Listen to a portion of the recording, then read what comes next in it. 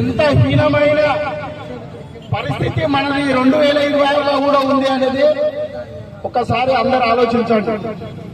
కాంగ్రెస్ పార్టీలో ఒక SC department అనే వ్యవస్థ ఉంది. రక్తం మండాలి.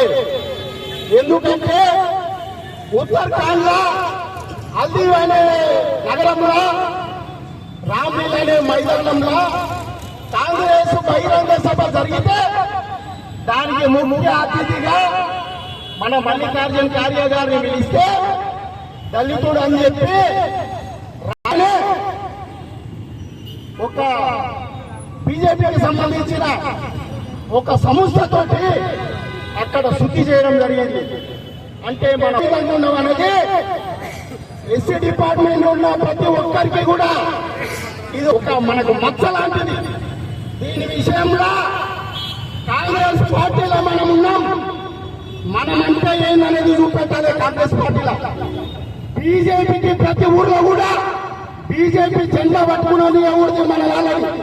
ఎందుకంటే ఆ రోజు మనవాదం ఏ విధంగా మనని ధిక్కరించి మన బతుకులకు మూతికి ముంత వెనక చీపుడు అనే బతుకు ఏ విధంగా ఉందో అది ఈ రోజు వరకు కూడా మన లోపల మార్పు లేదు. మనం మారాలి. ఈ సొసైటీని మార్చాలి.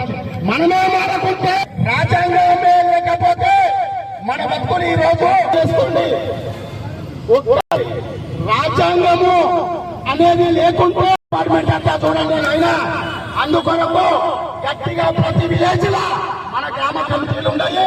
మనము ప్రతి ఒక్కరికి కూడా అదే బీజేపీ పార్టీ అంటే మనువాద పార్టీ. మనని మళ్ళా ఏ విధంగా మనువాదం ముందు ఉన్న విధంగా మనకు పాల్గొంది. కాబట్టి ప్రతి ఒక్కరికి మోటివేషన్ చేసుకొని కాంగ్రెస్ వైపు తిప్పాలి. జాతీయ అధ్యక్షుడికి అంత ధిక్కారం జరిగిందంటే మన బతుకులు ఏ విధంగా ఉంటాయనేది పబ్లిక్ మోటివేషన్ చేసి ప్రతి ఒక్కరిని కూడా కాంగ్రెస్ వైపు మార్చి మన రాజ్యాంగాన్ని మనం కాపాడుకోవాలి. రాజ్యాంగాన్ని కాపాడుదాం కాపాడుదాం కాపాడుదాం కాపాడుదాం కాపాడుదాం కాపాడుదాం రాజ్యాంగాన్ని కాపాడుదాం కాపాడుదాం కాపాడుదాం రాజ్యాంగాన్ని కాపాడుదాం. BJP down down BJP down down. ఈ యొక్క